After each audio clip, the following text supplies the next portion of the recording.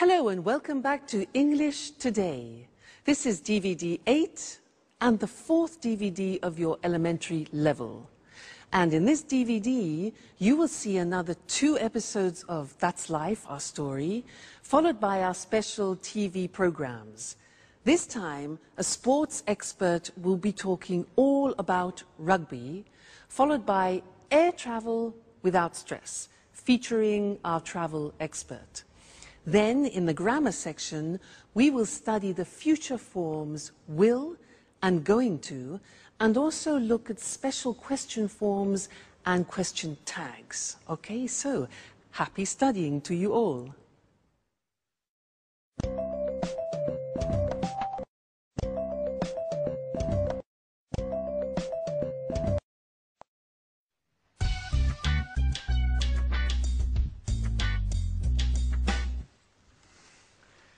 How does this scarf suit me, Anne?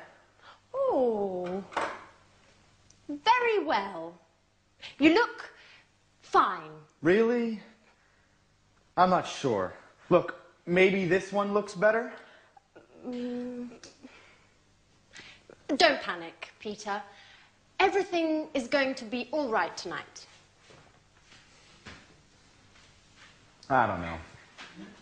Actually, I have a sore throat. And I'm losing my voice. I'll sing badly tonight.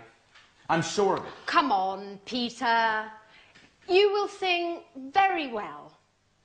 You are a professional singer. Don't forget it. Well, I'm going to have some tea. Would you like some? Thank you, Anne. I would really like a cup of tea, if it's not too much trouble. No, not at all. I'll just add some water to the pot. A cup of tea and my chocolate cake will keep your mind off the musical for 5 minutes at least. Shall I give you a hand? Oh, yes, thanks. Here is the cake.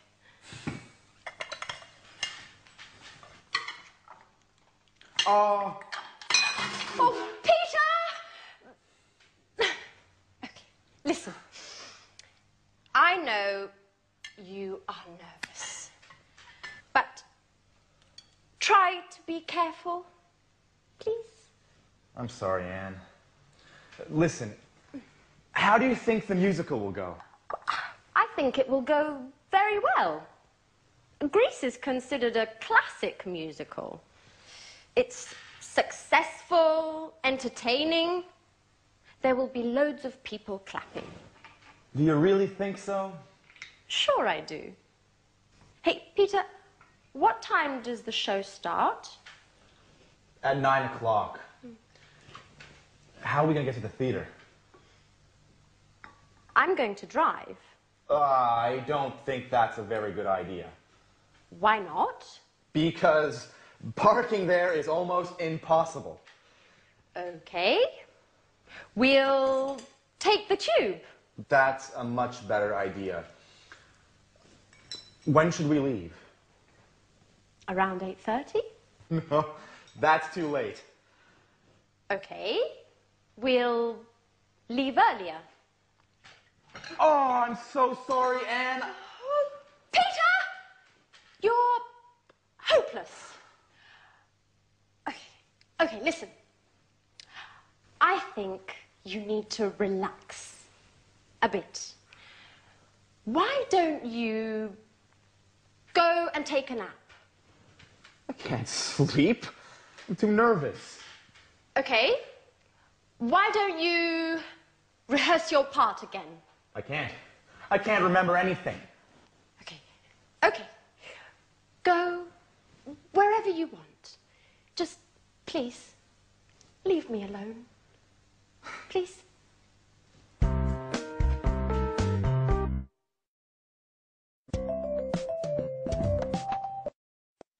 Hi, and welcome back to English Today, the only live TV program when you can learn the English language. Did you see that Peter dropped chocolate cake and tea all over the table and Anne didn't really react? She's becoming more tolerant, isn't she? Great. Now, I have an interesting thing to teach you in this lesson, and it's about will. Now, people usually think that will, the future will, is very easy in English.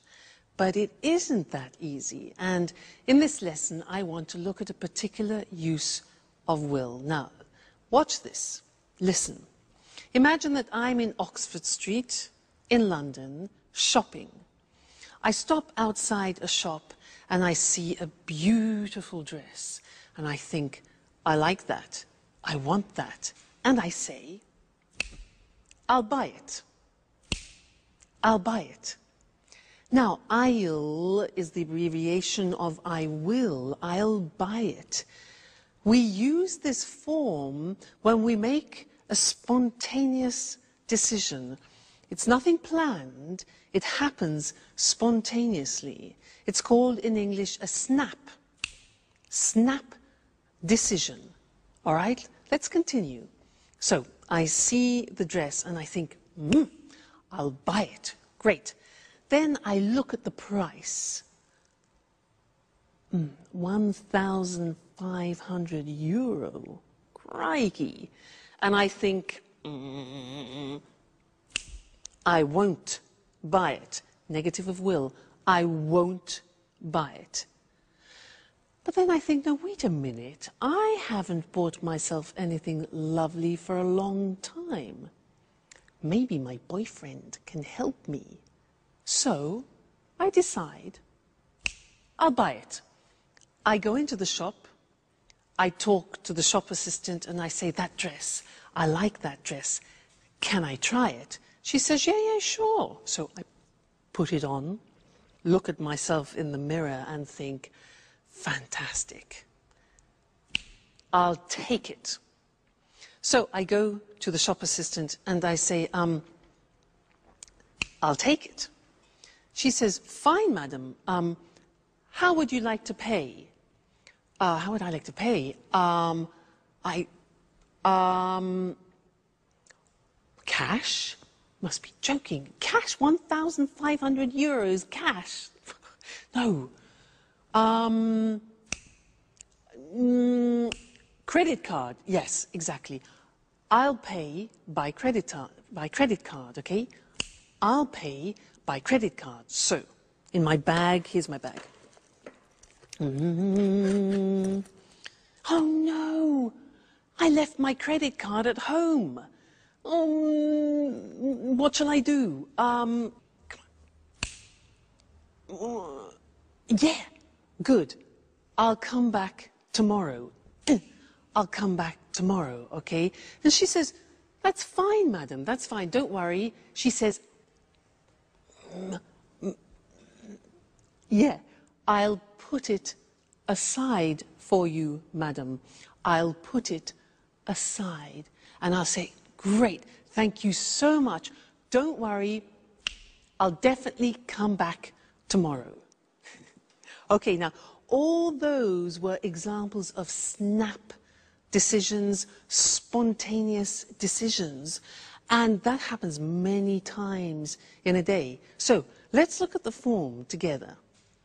We have I will contracted to become I'll.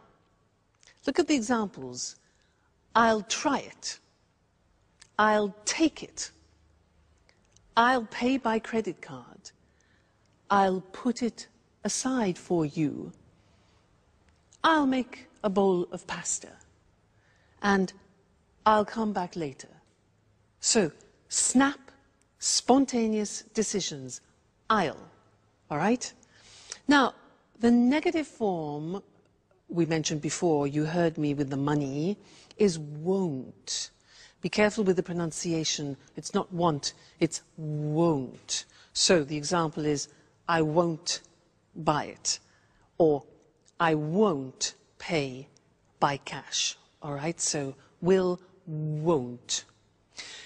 You can also ask a question in this situation of a snap decision, and you can say, shall I?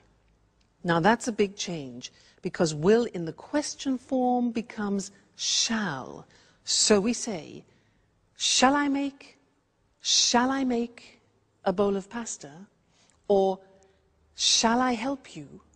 All right, that's the question form. So, I'll do it. I won't do it. Shall I do it? So those are snap decisions, very useful, very important, and not many people remember that use of will. Great. Let's go back and see how Peter's feeling, and then I'll see you later. I'll see you later. Bye.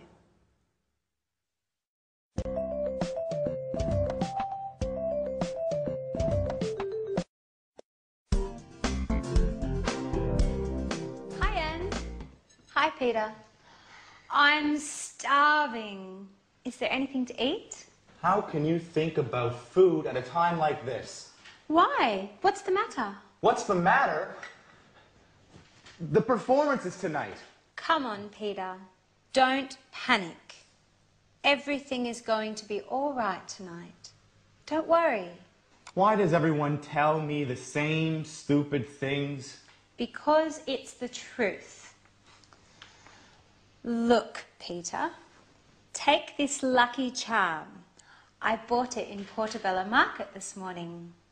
I'll give it to you as a lucky mascot. Remember, you have to kiss it 3 times. And then keep it in the right pocket of your jacket. Why just in the right pocket? Well, I don't know. The woman who gave it to me said that this is what you have to do. Anyway, I'm sure it will bring you luck. I'm not so sure. Why not? Shall we bet on it? All right. Sounds like fun. How much? Oh, let's make it interesting. If it brings you luck, you'll take me for dinner at Bluebird. Bluebird? Are you crazy? That's London's most expensive restaurant. I know. But the musical is important to you, Peter, isn't it? Well, all right, Alice. What will you do if it doesn't bring me luck? Well, I will cook dinner for a month. But you can't cook. Aha, Peter. That's why I said it. This way, I'm sure you will make it bring you luck.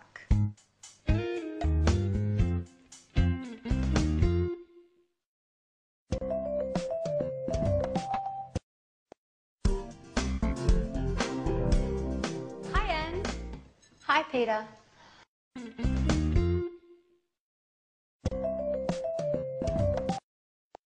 Hello again, and welcome back. The most expensive restaurant in London. Good for Alice.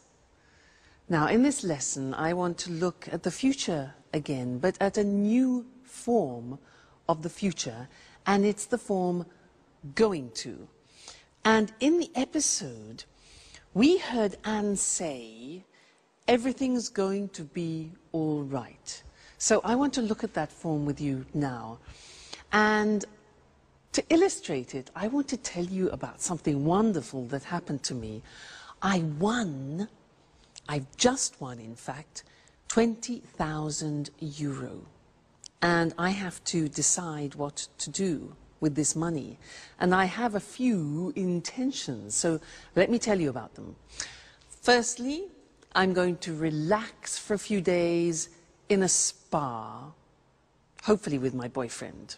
Relax in a spa, hot water, you know, wonderful. Then I'm going to visit some old friends in Canada that I haven't seen for a long time, so that's good. Then what? Yes, then a dream. I'm going to travel around Turkey, and I'm going to go in a hot air balloon over Cappadocia. Fabulous. Then what? I'm going to organize a surprise holiday for my parents in Egypt. Another thing, let's see, another intention that I have. Oh yes, I'm going to buy another double bass for my boyfriend because You know, it's an expensive instrument and he needs it for his work, so I'm going to buy that. Then what? Oh yes, I'm going to buy another Jack Russell Terrier to keep Suki companion. And the last thing, well, I think I'm going to put the rest in the bank. All right? Now, I was explaining to you my intentions for the future. And when you do that in English, you use a particular form in the future, and it's going to. Let's look at that on the screen.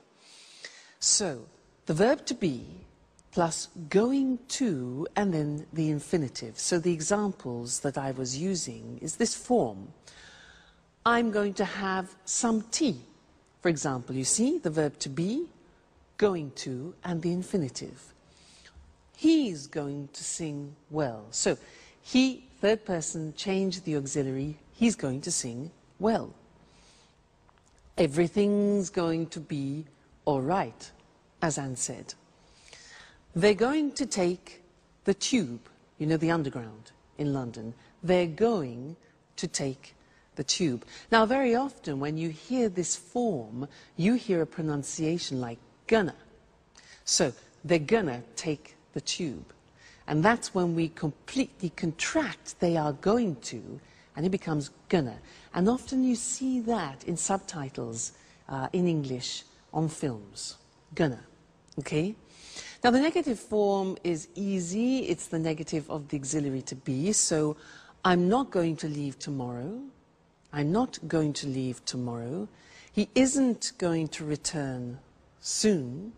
And we aren't going to come with you. All right? Sometimes you hear, I'm not gonna. He's not gonna. That's when we speak quickly. All right?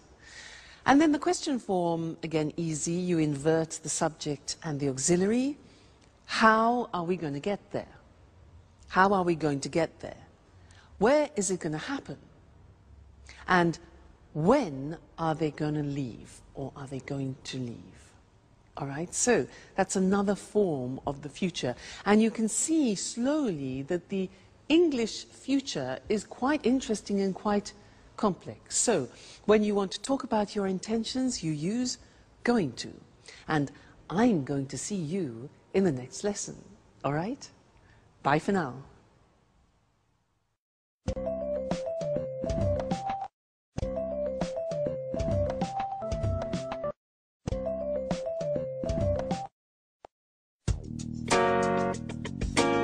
The musical was great, wasn't it? Yes, it was. Peter was excellent. Well, now let's think about the party. It's time for fun. Oh, by the way, who's coming to the party tomorrow? Well, David will be here. Mary, Paul, and Tom will be here as well. Everyone will be here. I wonder if Jack will be here. Jack? Why? He's leaving on a business trip tomorrow morning. He doesn't know exactly when he'll be back. Hey, girls. What are you talking about? Anne was telling me that you won't be coming to the party this evening. It isn't true, is it? Yes, it is. I'm afraid I can't. Business before pleasure. You never will change, will you? Excuse me. Hello? Oh, hi. I really don't have a choice. Listen, Jack, I was wondering if you really have to go away on business, or if you're not coming to Peter's party for some other reason. No, Sharon, I do have a business engagement.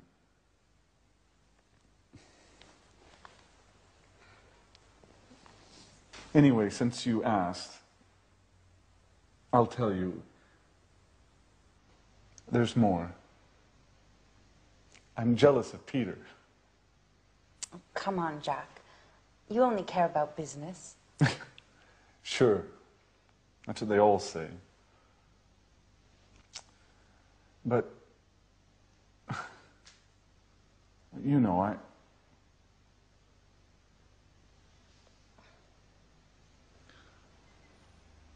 I'm interested in you. And Sharon, are you really interested in me? Anne, who are you talking to on the telephone? Mary. She wanted to know what time the party's going to start. I think it will start at about 9 o'clock, won't it? Well, girls, I have to go finish my presentation. See you later. Bye. Back to work. You'll never quit, will you? Oh, what a shame that Jack isn't coming. He's a very interesting person. I wonder if you're falling in love with him. Come on, you can tell me. Okay.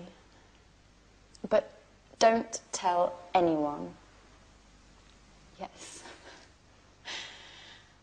He's quite handsome. Do you think he likes me, Sharon? What a question. It's none of my business. Don't be so difficult, Sharon. I was just asking, confidentially, your opinion. You are my friend, Sharon. I'm sorry, Anne. I didn't mean to hurt your feelings. I'm just a bit nervous these days. Why? Because of Peter. We're having some problems. I'm sorry, Anne, but I don't want to talk about that. I've got to go. See you later. Bye-bye.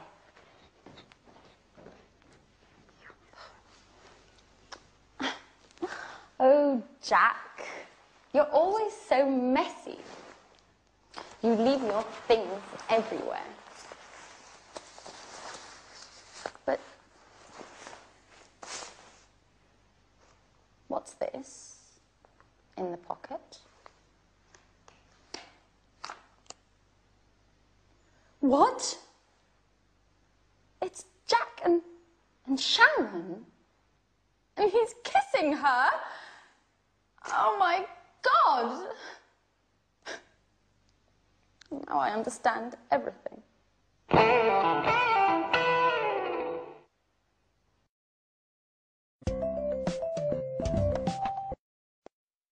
Hello again and welcome back to your live English language lessons. And in this lesson, we're going to learn something about questions. Remember how we said that English questions are difficult because of all those auxiliaries? Well, in this lesson, we're going to learn something which is especially typical of the English language. They're called question tags. Now, let me give you an example of a question tag. She's unhappy, isn't she? Let's look at that. So, she's unhappy, isn't she? Strange, hey? She's unhappy, isn't she? Now, it's not really a question asking you for information. It's more a question asking for confirmation, whether you agree. And usually the people agree. So, she's unhappy, isn't she? Yes, she is. Look at the construction. She's unhappy is in the positive form. And then we have the tag, it's called the question tag after, in the verb to be, but in the negative question form. She's unhappy, isn't she? This is very common in English and not common in other languages because other languages usually use no. For example, she's unhappy. No. We repeat the verb. And because it's complicated now, let's go to the screen and see some more examples of that, okay? So, she's upset is like she's unhappy. She's upset, isn't she? You're a student, the verb to be, you're a student. You take the verb to be, are, and you turn it into a negative question. So we say, you're a student, aren't you? All right? Next one. He's Brazilian, isn't he? Do you see the mechanism now? It's raining, isn't it? Again, I'm not asking for information, I'm asking for confirmation. They're watching television. They are watching, aren't they? They're watching television, aren't they? And you notice that my voice actually goes down at the end, so it's not like a real question where your voice goes up. We're learning, aren't we? You live in Italy. Now, look at this example here. You live is the present tense, so we need the auxiliary of the present tense, of live, which is not the verb to be. So look how that works. You live in Italy, don't you? Negative don't. Auxiliary is do in the negative don't you. Interesting, hey? You live in Italy, don't you?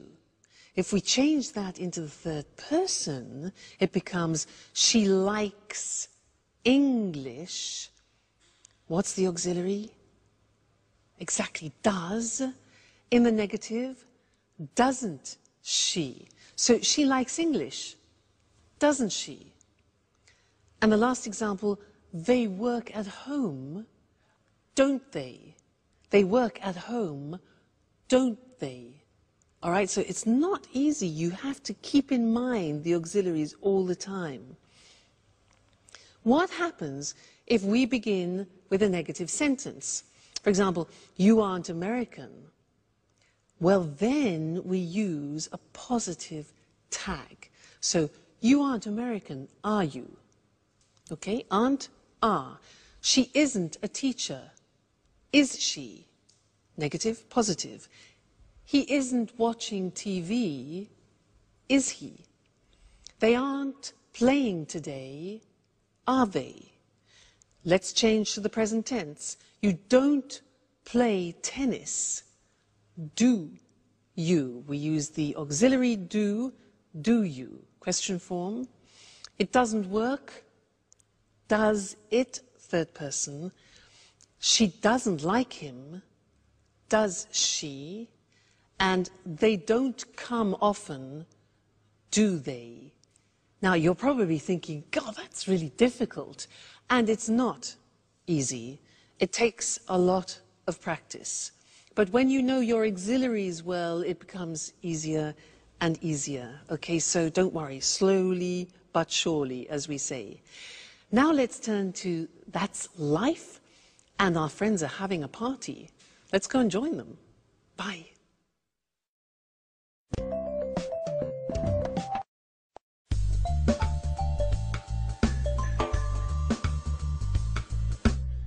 It's a shame Jack isn't here, isn't it? Yes, it's just not the same without him, is it? Well, business is business, you know. Well, Anne, I wonder what wonderful food you cooked for us this evening. Anne, hello? Are you there? Oh, sorry, Peter. I was miles away. What did you say? What did you cook for us? Oh, your favorite. Fish and chips. Oh, what would I do without you? Hey, what about me? I brought the beer. Yes, we're glad you did. Cheers! Cheers. Cheers. Here's to Peter's success. Well, guys, this is the right time for an important announcement. Last night, there was a famous director at the theater. We met after the show, and he told me he is preparing a musical to be performed all over Japan. So he wants to see me for an audition next week. Well, cheers! Cheers! Cheers! You'll be famous soon, Peter. Surprise! Jack! Jack! Well, well, not so dedicated to your work, are you? Peter, get me a beer. Now you're talking.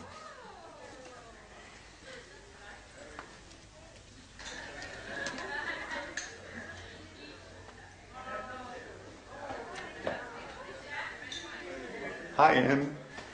Is everything okay? Yes. No, Jack. Oh, everything's fine. It was just really a surprise to me.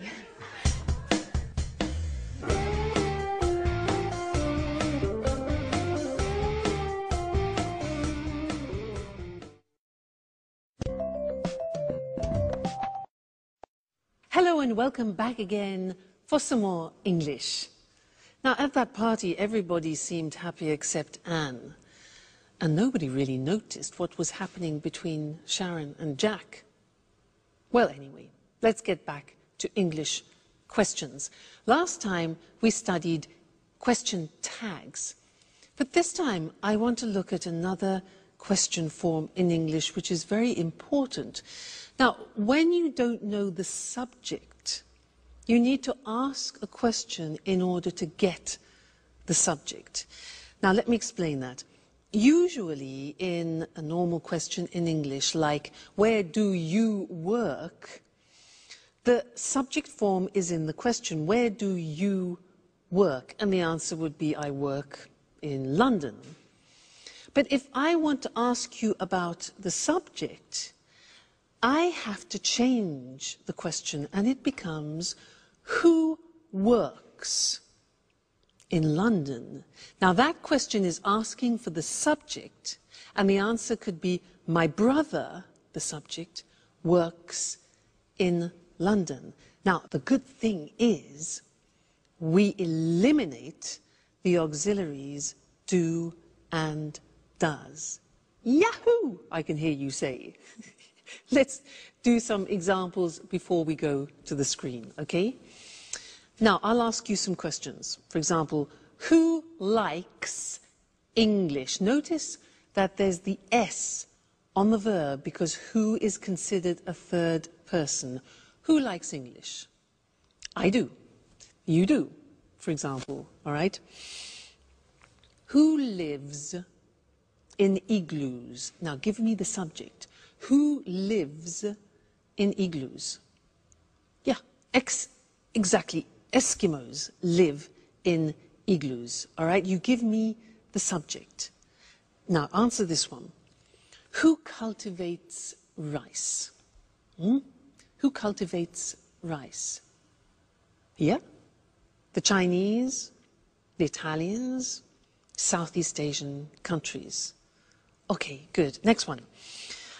Who sings musicals in That's Life? Exactly. Jack sings musicals. Great. Who wants to be an artist? I'm asking you for the subject. Who wants to be an artist? Yeah, Alice does. Alice wants to be an artist. And who likes Jack? Well, Sharon does. Anne does, and so does Alice. He's a lucky man. All right, now let's go to the screen and see those written because it's unusual for you now to learn a question with no auxiliary. So, what happens is you have the word who, which is the question word, and you eliminate the auxiliary. If you look at the first example, which is the typical question, who do you live with? You're asking for the object. And the answer could be your family, for example. Who do you live with? The subject is you. You ask for the object. But who lives with you? You are asking for the subject. And the answer could be my family. Okay? Let's look at some more examples. No auxiliary. So, who works in an office? He does. Who likes English? We do. Who lives in igloos? Eskimos live in igloos. Who cultivates rice? The Italians, the Chinese. Who understands Russian? I don't. Do you? Who sings musicals? Peter does. Who wants to be an artist? Alice. And who likes Jack? We all do. Okay, so very interesting this, and we will look at it again in the future. But remember, this is one occasion, the only occasion where you don't need auxiliaries in the question form when you're asking for the subject. So, who understands this? We do. Okay. So I'll see you again soon. Take care. Bye.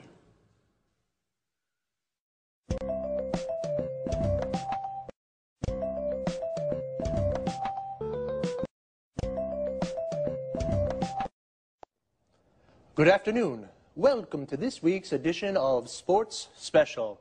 And welcome to John Forbes, our sports expert. Hello, Eric, and good afternoon to all our sports fans. Well, John, which sport are you going to talk about today? Today, I'd like to talk about rugby. Fantastic! I'm a real rugby fan. I think it's a really exciting sport. John, a question. Where did rugby start? Well, you know, Rugby is a town in England near Birmingham. Yes? There's a famous school there called Rugby School. It's one of the oldest schools in England. It opened in 1567. Anyway, boys at this school started the game. Really? And where is rugby played today? It's played all around the world, but there are 8 main countries. These are Ireland, Wales, England, Scotland, France, Australia, New Zealand and South Africa. And it's becoming more popular today in Italy and Argentina. Who plays rugby? Mainly men, but there are more and more women's teams. Really, women? That's a surprise. That's right. There are more than 400 women's teams in England today. I see. John, can you explain to our viewers how to play rugby? Of course. Remember, rugby is very different from soccer. The ball's oval like an egg. There are 15 players in a team and the players can carry the ball. In fact, the aim is to run fast with the ball in your hands. And what about a tackle? What's that? To stop a player of the opponent's team running with the ball, you tackle him. You catch his legs and pull him to the ground. That sounds dangerous. Yes, it can be. There are lots of injuries in rugby. It's a very physical game. And how do you score? Well, you run with the ball and put it down on the ground at the opponent's end of the pitch. Of course, your opponents do everything they can to stop you from reaching their end of the pitch. You score a try if you cross the try line and put the ball down on the ground. You can also score points by kicking the ball between the 2 goalposts. The goalposts are very high. If you do this, you score a goal. So, there are tries and there are goals. That's right. Just one more question. What are scrums? Scrums are special to rugby. Players from the 2 sides push against each other to try to get the ball. Scrums sound dangerous too. Yes, they can be dangerous, but it's fun. You know, I used to play rugby. Really? Yes, but I injured my shoulder and had to stop. I just watch now. Well, I sometimes watch a game on Saturday afternoons. How about coming along? Sure. How about next weekend? Great. Okay. Thank you, John. Goodbye. And goodbye to all our sports fans. See you next week for another edition of Sports Special.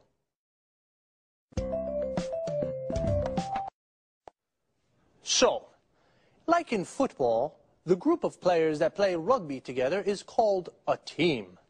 In rugby, it's called a rugby team, and there are 15 players in a team. The players are called rugby players. Where do they play? On a rugby pitch. We also say a football pitch, which is where football players play football, and a cricket pitch, where cricket players play cricket. When we go to watch a rugby match, we go to a rugby ground. Well, as John said, rugby can be dangerous. In fact, there are lots of injuries in rugby. An injury is when you hurt or damage a part of the body. If a player has a serious injury, then he cannot play. To injure is a regular verb. For example, if you break your arm, you say, "I injured my arm." Why is rugby so dangerous? Well, it's a very physical sport. This means you use your body a lot, and there is a lot of contact with the other players. When a player tackles, he stops a player from the other team by pulling him to the ground. This is called a tackle. To tackle is the verb. The aim of a tackle is to get the ball. You can tackle in football too, but you can only use your feet to get the ball. In rugby, you use your whole body. What about a scrum? This is a term specific to rugby. A scrum is when all the players push against each other to get the ball. As John explained, in rugby, there are two different ways of scoring. To score means to win a point for your team. You score a try when the ball touches the ground. You score a goal when you kick the ball between the two goal posts. Well, sports fans, that's all we have time for today. See you next time.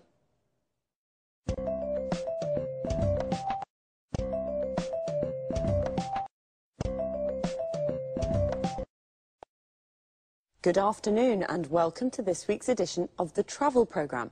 And of course, welcome to Christina Teng, our travel expert. Hello, Lucy. Well, Christine, do you know that one of the main causes of stress in the West is air travel, according to research from the University of Illinois in the USA? You know, that doesn't surprise me. Air travel can be a very stressful experience. It seems that a lot of people start to feel nervous in the travel agency when they're buying the ticket or when they're buying the ticket online at home. Really? Well, why don't we give our viewers some advice on how to reduce that stress and enjoy air travel more? Sure. Just follow a few simple rules and you'll fly without any stress at all. The first rule, don't arrive at the airport late. Oops, I always arrive late. That's not a good idea. For a start, if you arrive at the airport early, you have plenty of time to check in. You can go straight through passport control and the security check. Then you have plenty of time to relax. You can do some shopping, have a drink, read a magazine or a book, all stress-free without worrying about missing the flight. You're right, Christine. It's important to arrive at the airport with plenty of time to spare. And what else can I do to make air travel less stressful? Well, another cause of stress is the amount of luggage that we take with us. We always take too much. Listen, don't take more than 20 kilos and only take one suitcase. Check the weight before you leave home and relax at the check-in. There's no need now to worry about excess baggage charges. It's always relaxing to save money. Definitely. And one last thing on the topic of luggage. Yes? Hand luggage. Take one small bag and don't put too much in it. Remember, you'll have to carry this around the airport. Good advice. You know, many people have a fear of flying. These people become nervous when the plane takes off and lands. Of course, I understand that people may feel nervous at these moments. They should remember that flying is the safest way to travel. So, relax and enjoy the flight. And you shouldn't look out the windows too much. Why not? Clouds are relaxing. But if you do feel nervous, you could try taking a tranquilizer. If you have a real fear of flying, they can help you relax. Don't take too many, though. Of course not. And try closing your eyes as the plane takes off and lands. Think of the beautiful place you're going to or the wonderful holiday you just had. Well, how to enjoy stress-free air travel. Don't arrive at the airport late. Don't take too much luggage. After passport control and the security check, relax with a drink and something interesting to read. Or perhaps do some shopping. And once you're on the plane, remember that flying is the safest way to travel. So thanks, Christine, for this very useful advice, and goodbye. Goodbye, Lucy, and safe travelling. See you soon with another edition of the Travel Programme. Goodbye.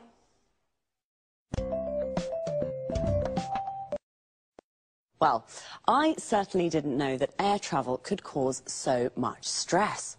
Air travel is the general expression for everything to do with flying. So the stress can even start when people buy their tickets at the travel agency or online. The travel agency is the place where you book a holiday or buy an air ticket. Online means you buy the ticket on the internet and you pay by credit card. To avoid stress, you should arrive at the airport with plenty of time to spare. To have plenty of time to spare means you have lots of time to relax. Notice how we say arrive at the airport, and relax is a verb.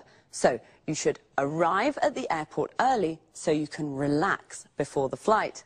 If you arrive at the airport late, you could miss the flight. To miss the flight means you can't get on the plane and it leaves without you. Before you can get on the plane, you have to go through passport control. This is where you show your passport to an official. You have to go through the security check. This is where you put your hand luggage into the X-ray machine. Hand luggage is the bag you take on the plane with you. Luggage is the general word for suitcases and bags. A suitcase is a kind of bag where you put your clothes and shoes. Now, some people have a fear of flying. This means they're afraid of flying and they get nervous when the plane takes off and lands. When the plane takes off, it leaves the ground. And when a plane lands, it touches the ground again. So remember, flying is the safest way to travel. See you soon.